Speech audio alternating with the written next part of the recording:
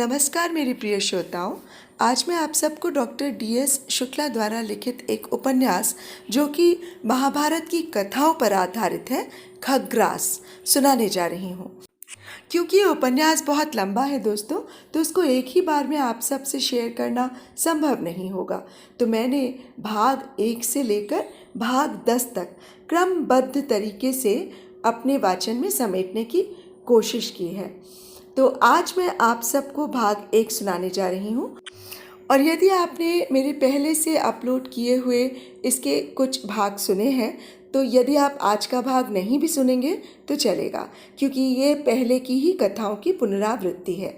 तो आइए सुनते हैं डॉक्टर DS शुक्ला द्वारा लिखित उपन्यास खग्रास, जयद्रथ वध के समय पूर्ण सूर्य ग्रहण का पहला भाग, जिसमें मैंने लेखकीय निवेदन, महाभारत की प्रामाणिकता और पुरोवाक को सम्मिलित किया है। कथाओं का वाचन अगले भाग से प्रारंभ होगा। महाभारत पूर्ण रूपेण काष्ण काव्य यानी कि कृष्ण की महिमा का काव्य है, परंतु इस काव्य में एक सशक्त व्यक्तित्व प्रतिपक्ष में भी है। महाभारत का ये भव्य पुरुष है गंगा पुत्र भीष्म। भारतीय वाङ्मय में महात्मा भीष्म जैसे अतुलित और विशाल व्यक्तित्व बहुत कम है। धर्म के प्रतिपक्ष में होते हुए भी इन्हें महाभारत का खलनायक नहीं माना जाता। महाभारत के स्त्री पात्रों में कुंती और द्रौपदी का विशिष्ट स्थान है।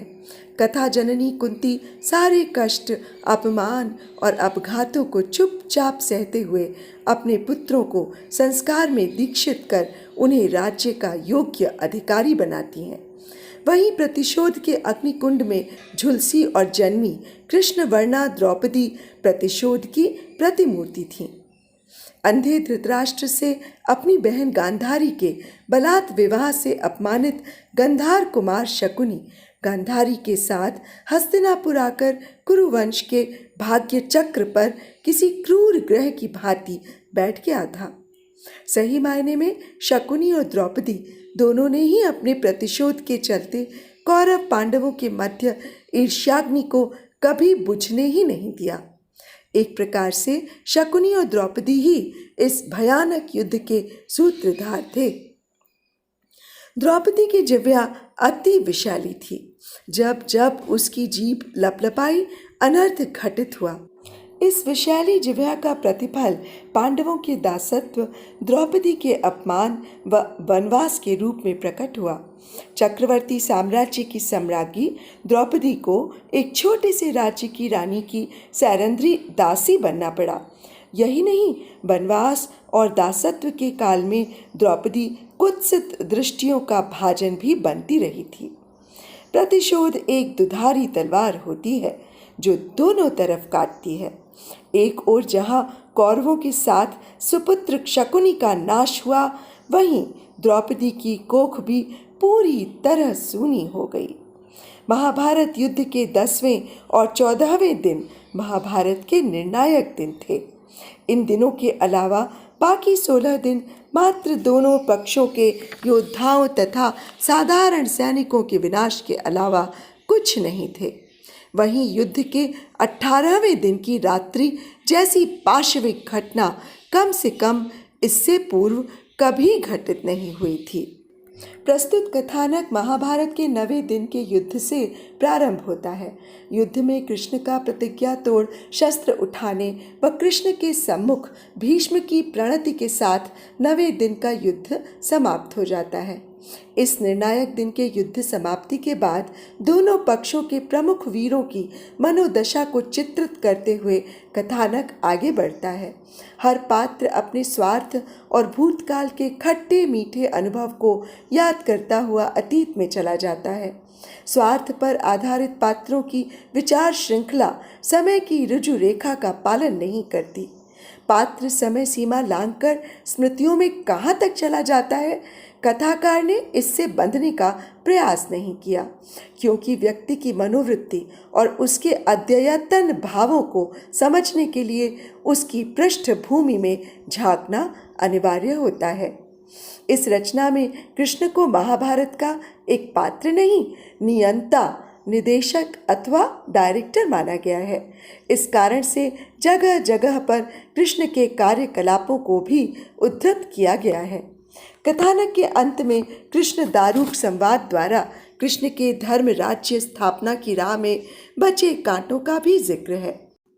महाभारत कृष्ण के परित्राणय साधुनाम विनाशाय च दुष्कृताम की कर्तव्य पूर्ति के अलावा कुछ नहीं है। बाकी सारे पात्र निमित्त मात्र ही हैं। महाभारत युद्ध की 2 घटनाएं मुझे बचपन से ही विस्मित करती थीं। वो घटनाएं थीं भीष्म का शरशय्या ग्रहण और दूसरी युद्ध के 14वें दिन जयद्रथ वध के दिन एकाएक अपराह्न में घड़ी भर के लिए सूर्य के लुप्त होने से रात्रि के अंधकार का अवतरण। समय के साथ व गुरुजनों की कृपा से इन घटनाओं का तर्क संगत निरूपण जो थोड़ा बहुत समझ में आया को इस कथानक में प्रस्तुत करने का प्रयास किया है। महाभारत की प्रामाणिकता।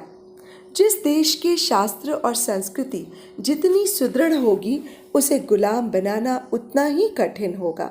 अतः किसी देश को यदि पूर्ण रूप से गुलाम बनाना हो तो उसकी संस्कृति और शास्त्रों को नष्ट करो। भारत में हर आक्रांता का यही ध्येय रहा है। अंग्रेजों ने इस नीति को जिस तरह से भारत पर लागू किया वैसा कोई दूसरा उदाहरण इतिहास में नहीं मिलेगा। प्राचीन ज्ञान और मेघा को इस प्रकार नष्ट किया कि आज भी 80% भारतीय भारत के पुराने वैभव को केवल कवियों की कोरी कल्पना या संक्षेप में गप्प मानते हैं। कारण वे मतिभ्रष्ट इस गौरवशाली इतिहास का प्रमाण मांगते हैं। वे इस बात का संज्ञान नहीं लेते कि टिड्डी दल की भांति सोने की चिड़िया को लूटने के लिए आए आक्रांताओं ने एक निश्चित नीति के तहत इन प्रमाणों को नष्ट किया है। 1000 वर्षों के विध्वंस के बाद भी यदि वे साक्ष्य मांगने की जिद पर डटे हैं तो इसको मूर्खता के अतिरिक्त क्या कहा जा सकता है। अभी तक भारत में बुद्ध काल के पहले की संस्कृति का कोई प्रमाण नहीं मिलता था। अतः पश्चिमी विद्वान और उनसे प्रभावित भारतीय इतिहासकार हमारे आराध्य राम और कृष्ण को भी मिथक से अधिक कुछ नहीं मानते हैं। पर ये पृथ्वी सारे इतिहास की साक्षी रही है। धरा ने अपने इन बहुमूल्य साक्ष्यों को अपने गर्भ में आज भी संजो रखा है। केवल इन्हें खोजने की आवश्यकता है। परंतु खोजी को खोज करने को प्रेरित करने के लिए उसे अपनी संस्कृति पर विश्वास होना परम आवश्यक है। पुरातत्व शास्त्र के पुरोधा अब स्वर्गीय बीबी लाल साहब, अवकाश प्राप्त श्री के मोहम्मद और वर्तमान के श्री मंजुल ने भारतीय संस्कृति पर दृढ़ विश्वास के चलते दिल्ली, मेरठ, हरियाणा में धरती के गर्भ से ऐसे तथ्यों को उद्घाटित किया है कि द्वापर का महाभारत काल और उसके हजारों वर्ष की वंश परंपरा को निर्विवादित रूप से स्थापित कर दिया है। श्री के मोहम्मद के अनुसार संस्कृत भाषा के ज्ञान के बिना भारत के पुरातत्व को ठीक से नहीं समझा जा सकता। श्री के मोहम्मद ने बताया कि वायु पुराण के अनुसार महाभारत युद्ध के उपरांत पांडवों के हिमालय प्रस्थान के बाद परीक्षित हस्तिनापुर के सिंहासन पर आरूढ़ हुए। इनकी 8वीं पीढ़ी के शासनकाल में गंगा की भयानक बाढ़ ने हस्तिनापुर के क्षेत्र व उसके आसपास की भूमि को निगल लिया था। तब इन चंद्रवंशियों ने अपनी राजधानी कौशाम्बी में बनाई। हस्तिनापुर से विस्थापित चंद्रवंशियों की 34वीं पीढ़ी में राजा सहस्त्रानीक के पुत्र उदयन का वर्णन है। उदयन बुद्ध के समकालीन थे और उनके तथा उनके पुत्र बोधि दोनों ने तथागत के उपदेश सुने थे। बौद्ध ग्रंथों में वर्णित कौशाम्बी के बुद्ध के आवास पुनीत घोषिता राम से कौशाम्बी की खुदाई में उस स्थान की नामांकित पट्टिका अभी मिली है। बुद्धकालीन जिन 4 राजवंशों मगध, कौशल, वत्स, अवंती में परस्पर दीर्घकालीन संघर्ष चला था। उन्हीं में उदयन का वत्स भी था, जो कालांतर में अवंती की बढ़ती हुई सीमाओं में समा गया। राजा उदयन अपने समय के महान प्रणयी विख्यात हैं। महाकवि भास ने अपने 2 नाटकों स्वप्न वास्तव दत्ता और प्रतिज्ञा यौगंध रायण में उन्हें अपनी कथा का नायक बनाया है। वत्सराज उदयन की कथा बृहत कथा और सोमदेव के कथा सरित सागर में भी वर्णित है। इन कृतियों से प्रकट है कि उदयन वीणा वादन में अत्यंत कुशल थे और अपने उसी व्यसन के कारण उन्हें उज्जैनी में अवंतिराज चंड प्रद्योत महासेन का कारागार भी भोगना पड़ा। भास के नाटक के अनुसार वीणा बजाकर हाथी पकड़ते समय छद्म गजराज द्वारा अवंतिराज ने उन्हें पकड़ लिया था। बाद में उदयन प्रद्योत की कन्या वासव दत्ता के साथ हथिनी पर चढ़कर वत्स भाग गए। उस पलायन का दृश्य तृतीय शती ईस्वी पूर्व के शुंगकालीन मिट्टी के ठीकरों पर खुदा हुआ मिला है। एक ऐसा ठीकरा काशी हिंदू विश्वविद्यालय के भारत कला भवन में भी सुरक्षित है। पांडव वंशी संस्कृति की पुरातात्विक निरंतरता उत्तर प्रदेश के कौशाम्बी प्रदेश में भी मिलती है।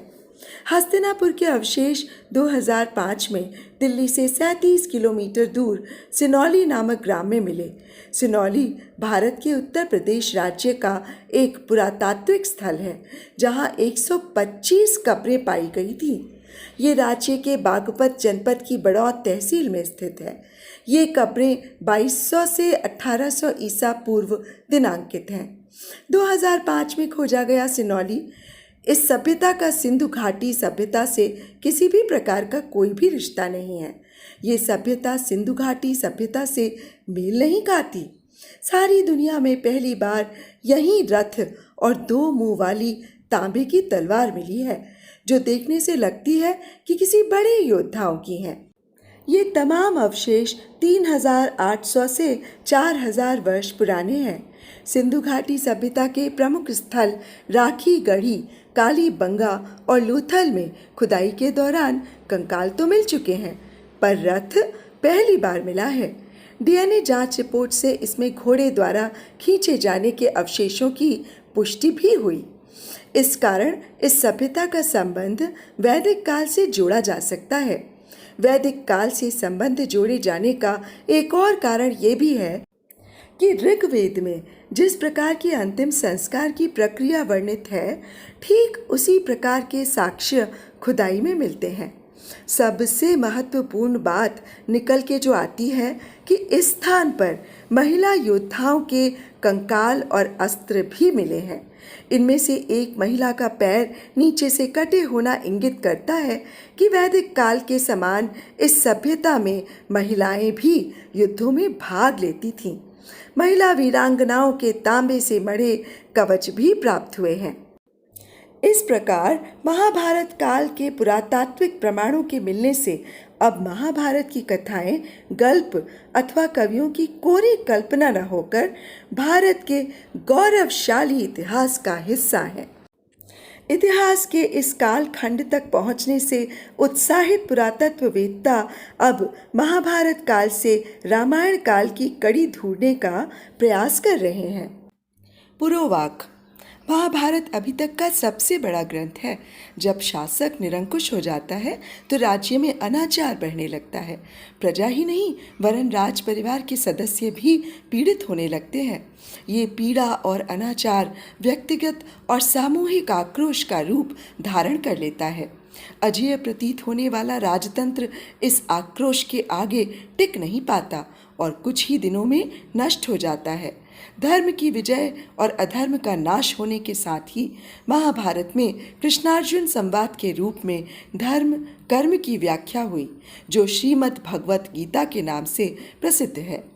हर संविधान में निहित होता है कि कानून सभी के लिए समान है। ये समान न्याय व्यवस्था जहां समाज के दुर्बल लोगों को संरक्षण प्रदान करता है, वहीं अत्याचारियों व संविधान का उल्लंघन करने वालों के लिए दंड का भी प्रावधान करता है। प्रजा का पालन करने और समुचित दंड देने का दायित्व शासक का होता है। पूरी महाभारत और गीता का संदेश यही है। शासक जब न्याय और दंड की व्यवस्था में मैं और मोर, तोर और मोरा का विभाग यानी कि पक्षपात करने लगता है, उसी को मोह और अज्ञान कहा जाता है। ये मैं और मोर की भावना ही समस्त अनाचारों की जड़ है। महाभारत युद्ध की कथा भी संभवतः विश्व में इकलौती होगी जो भूमिका से न प्रारंभ होकर उपसंहार से प्रारंभ होती है। धृतराष्ट्र युद्ध में अपनी विजय के बारे में आश्वस्त था। वो वास्तव में अंधा था अथवा पुत्र प्रेम में अंधा होने के कारण उसे अंधा दिखाया गया है, ये गंभीर विमर्श का विषय हो सकता है। परंतु ये सत्य है कि वो युद्ध में अपनी विजय के प्रति पूर्ण रूप से आश्वस्त था। उसकी इस आश्वस्ति के मूल में केवल दो व्यक्ति भीष्म और कर्ण थे। भीष्म अपने समय के सर्वश्रेष्ठ योद्धा तो थे ही, इसके अलावा उन्हें इच्छा मृत्यु का वरदान भी प्राप्त था। वहीं कौरव पक्ष में कर्ण ही एकमात्र व्यक्ति था जिसका दुर्योधन के प्रति अटूट अनुराग था। केवल कर्ण ही था जो कि धनुर्धारी अर्जुन का सामना करने का सामर्थ्य रखता था। दुर्योधन के प्रति कर्ण का प्रेम जितना प्रबल था, उतनी ही अर्जुन के प्रति उसकी हिंसा उग्र थी। वेद व्यास से दिव्य दृष्टि का वरदान पाए संजय युद्ध के 10वें दिन पहली बार धृतराष्ट्र के सम्मुख उपस्थित होकर भीष्म के पराभव का वृत्तांत रोते हुए बताता है। भीष्म का पराभव? धृतराष्ट्र तत्काल ही मूर्छित हो गए। वो जान गए कि कौरवों का अंत निकट है। फिर भी उसने संजय से पूछा, धर्म क्षेत्रे कुरुक्षेत्रे समवेतायुत्सवः मामकाः पांडवाश्चैव किम कुर्वत संजय। धृतराष्ट्र के इस प्रश्न से प्रारंभ हुई भगवत गीता की समाप्ति संजय के इस श्लोक से होती है। यत्र योगेश्वरः कृष्णो यत्र पार्थो धनुर्धरः तत्र शीर्विजयो भूर्तिर्ध्रुवा नीतिर्मतिर्मम। धृतराष्ट्र अपनी अंधता को लेकर जन्म से ही बहुत दुखी रहता था। दुख कष्ट देने के अलावा मनुष्य को संघर्ष करने को भी प्रेरित करता है। दुख यदि विकलांगता के कारण हो तो प्रकृति उसके अन्य अंगों और मेघा को बल देकर विकलांगता की प्रतिपूर्ति अवश्य करती है। दृष्टि विकलांगता संभवतः सबसे भयावह होती है। इसमें पीड़ित बाह्य जगत से लगभग कट जाता है और पूर्ण रूप से अंतर्मुखी हो जाता है। धीरे धीरे वो अपनी विकलांगता को अपने अस्त्र और कवच की भांति प्रयोग करना सीख जाता है। कुरु वंश का ज्येष्ठ पुत्र होने के नाते धृतराष्ट्र स्वयं को हस्तिनापुर राज सिंहासन का उत्तराधिकारी मानता था।